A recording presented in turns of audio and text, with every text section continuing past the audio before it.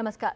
हमारे देश की भाषाई विरासत को समर्पित एक महत्वपूर्ण कदम के रूप में प्रधानमंत्री नरेंद्र मोदी के नेतृत्व में कैबिनेट ने मराठी, पाली, प्राकृत, असमिया और बंगाली को शास्त्रीय भाषा का दर्जा प्रदान किया है।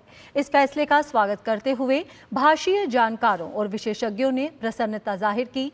अहमदाबाद श्रुत रत्नाकर संस्थान के निदेशक जितेंद्र वी शाह ने प्राकृत भाषा के योगदान को भारतीय संस्कृति के विकास को बेहद अहम बताया। भारत सरकार द्वारा प्राकृत भाषा को क्लासिकल लैंग्वेज यानी कि शास्त्रीय भाषाओं की सूची में शामिल किया गया है। प्राकृत भाषा आज से 2500 वर्ष पूर्व भारत की जनभाषा थी। प्राकृत भाषा में बहुत सारे ग्रंथ रचे गए हैं। प्राकृत भाषा के साहित्य के अध्ययन के बिना भारतीय संस्कृति का सर्वांगीण परिचय नहीं हो सकता है। प्राकृत भाषा को शास्त्रीय भाषा का दर्जा दिए जाने पर बीएल इंस्टीट्यूट ऑफ इंडोलॉजी के निदेशक प्रोफेसर विजय कुमार जैन ने स्वागत किया है। भारत सरकार ने प्राचीन भाषा प्राकृत को शास्त्रीय भाषा का दर्जा देकर के बहुप्रतीक्षित कार्य किया है। इसके लिए हम अपने यशस्वी प्रधानमंत्री श्री मोदी जी के प्रति एवं समस्त मंत्रियों के प्रति कृतज्ञता ज्ञापित करते हैं। इसका परिणाम यह होगा कि प्राकृत साहित्य का चतुर्दिक विकास होगा। हमारे भारत की स्थिति विश्व में विश्व गुरु के रूप में स्थापित होगी।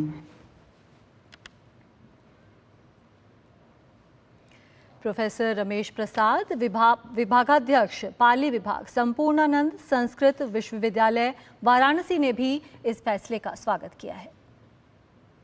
लगभग एक दशक के लंबे प्रयास के बाद हमारी बातें सुनी गई। इसके लिए मैं संपूर्णानंद संस्कृत विश्वविद्यालय तथा पाली सोसाइटी ऑफ इंडिया के तरफ से देश के यशस्वी, मनस्वी, तपस्वी प्रधानमंत्री माननीय श्री नरेंद्र मोदी जी को अपने अंतर्मन से, हृदय से बहुत बहुत धन्यवाद। शास्त्रीय भाषा बनने से पाली से जुड़े लोगों को रोजगार के अवसर मिलेंगे। पाली से अन्य भाषाओं में अनुवाद, प्रकाशन आदि के कार्य आरंभ होंगे। प्राकृत और पाली भाषा को शास्त्रीय भाषा का दर्जा दिए जाने का काशी विद्यापीठ के हिंदी के पूर्व विभागाध्यक्ष प्रोफेसर अनुराग कुमार ने स्वागत किया है। पाली और प्राकृत दोनों भाषाओं को जिस तरह से प्रश्रय दिया है, यूं कहा जाए कि जो हमारी एक चाह है कि जो भारतीय ज्ञान परंपरा है वह पूरे विश्व में अपनी पताका फहराए, तो ये गौर से देखा जाए तो एक पूर्व का जो दौर रहा है उसमें पाली और प्राकृत ने अपनी ध्वजा को संस्कृत के साथ विस्तार दिया है। पुनः ऐसा होने पर जो हमारी प्राच्य विद्याविद हैं उनके निर्माण की एक नई श्रृंखला पैदा होगी। और यकीन मानिए कि पाली और प्राकृत जिस तरह से अकादमिक दुनिया से गायब होती जा रही भाषाएं हैं, उसके पढ़ने वाले लोग, उसके जो साहित्य हैं, विपुल साहित्य है, उस विपुल साहित्य के जानकारों की जो कमी है उसमें कहीं न कहीं एक बड़ा बदलाव आएगा। केंद्र सरकार की ओर से मराठी, पाली, प्राकृत, असमिया और बंगाली को शास्त्रीय भाषा का दर्जा दिए जाने पर IGNCA के सदस्य सचिव डॉक्टर सच्चिदानंद जोशी ने खुशी जताई है। डॉक्टर सच्चिदानंद जोशी ने कहा कि पर्याप्त ध्यान नहीं दिए जाने के कारण इन भाषाओं ने समय के साथ उतनी तरक्की नहीं की। अब सांस्कृतिक भाषा का दर्जा मिलने से इन भाषाओं में तरक्की की उम्मीद है। This is of a historical significance that these languages are being included in the classical languages, because we know all our ancient literature is in these languages, and if we develop these languages, if we develop scholarship in these languages, there is immense potential of study and research in these languages. As we all know that the Buddhist literature in the Ashokan period was written in the Pali languages. Similarly, Jain literature is being written in the Prakrit language. Unfortunately, these languages are gradually getting lower attention. So if these languages are declared as the classical languages, the universities would establish chairs. There would be center of excellences to study these languages. There would be publications and there would be documentation on these languages.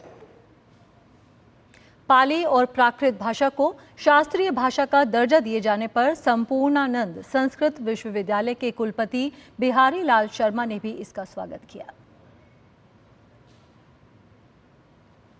Pali Prakrit जैसी भाषाओं को भारत सरकार classical language के दर्जे में रखती है तो यह हमारे लिए बड़े आनंद का विषय है। ये हमारे प्राकृत साहित्य, पाली में बड़े विशाल साहित्य का संरक्षण संवर्धन करने की दिशा में और भारतीय भाषिक धरोहर के संरक्षण की दिशा में एक महत्वपूर्ण कदम है और इसके लिए मैं भारत सरकार को दिल से बधाई देता हूं कि वो भारतीय भाषाओं के सतत विकास के लिए इतनी समर्पित भाव से, इतनी प्रतिबद्धता से काम कर रही है। मराठी, पाली, प्राकृत, असमिया और बंगाली भाषाओं को शास्त्रीय भाषा का दर्जा दिए जाने को लेकर वाराणसी स्थित महात्मा गांधी काशी विद्यापीठ के कुलपति प्रोफेसर आनंद कुमार त्यागी ने कहा कि इन भाषाओं का राष्ट्रीय विकास में अहम योगदान है। उन्होंने केंद्र सरकार के इस फैसले का स्वागत किया है। जिस तरह के ज्ञान की चीज़ें इन भाषाओं में पैदा हुई हैं वो भी राष्ट्रीय विकास के लिए बहुत ज़्यादा ज़रूरी है। तो जो ये भी हमारी पूरी की पूरी 5 भाषाएं जिसमें पाली, प्राकृत, बंगाली, मराठी और असमीज़ है, इन सारों की एक साथ बात करें तो निसंदेह जो हमारा ज्ञान निधि है उसको पूरा करने के लिए इन भाषाओं का मेन स्ट्रीम में आना निहायत ज़रूरी था और सरकार ने एक बहुत ही अच्छा निर्णय लिया है ताकि इनमें जो ज्ञान निधि है, इनमें जो साहित्य है, इनका जो व्याकरण है, उन सब का तुलनात्मक अध्ययन करते हुए भारतीय ज्ञान परंपरा को और भी उत्कृष्ट बनाया जा सके। काशी विद्यापीठ के पूर्व हिंदी विभागाध्यक्ष प्रोफेसर निरंजन सहाय ने भी इस फैसले का स्वागत किया है। निश्चित रूप से सरकार का यह फैसला स्वागत योग्य है क्योंकि हमारे आसपास जो आधुनिक विभाग हैं वे तब तक फल फूल नहीं सकते हैं जब तक कि जो हमारी प्राचीन विरासत है उसमें उनके जड़ों से ऑक्सीजन न मिले। तो सरकार का यह फैसला स्वागत योग्य है क्योंकि आज जो भारतीय भाषाएं दिखाई पड़ रही हैं उनके लिए पाली, प्राकृत, अपभ्रंश, संस्कृत एक तरह से ऑक्सीजन का काम कर रही हैं। बिना उन भाषाओं के आज की भाषाओं का जिंदा रहना भी मुमकिन नहीं और राष्ट्रीय शिक्षा नीति कह रही है कि भारतीय भाषाओं के संरक्षण की दिशा में विशेष रूप से प्रयास करना होगा क्योंकि यह केवल भाषाओं का सवाल नहीं है, दरअसल भारतीय ज्ञान परंपरा को संरक्षित करने का मसला भी है। पाली और प्राकृत भाषा को शास्त्रीय भाषा का दर्जा दिए जाने पर संपूर्णानंद संस्कृत विश्वविद्यालय के कुलपति बिहारी लाल शर्मा ने इस फैसले का स्वागत किया। पाली प्राकृत जैसी भाषाओं को भारत सरकार क्लासिकल लैंग्वेज के दर्जे में रखती है तो यह हमारे लिए बड़े आनंद का विषय है।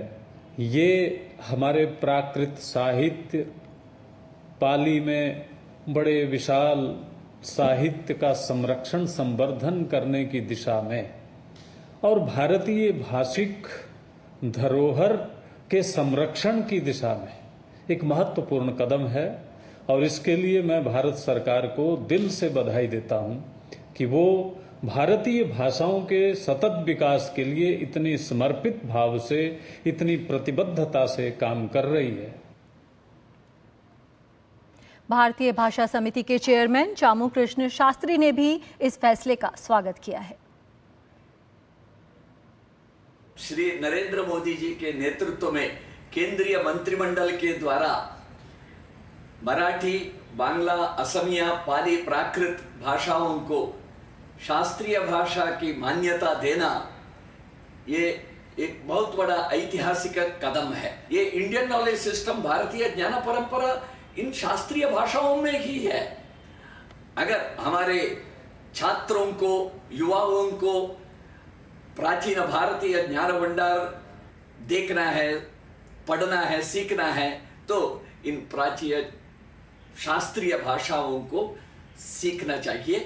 एनईपी 2020 में जो शास्त्रीय भाषाओं के शिक्षा का प्रोत्साहन करने का, इसकी व्यवस्था करने का जो संस्तुति है, उसके क्रियान्वयन के लिए इन सभी भाषाओं को, मराठी, बांग्ला, असमिया, पाली, प्राकृत भाषाओं को शास्त्रीय भाषा की मान्यता देना, ये इससे बहुत मदद मिलेगा।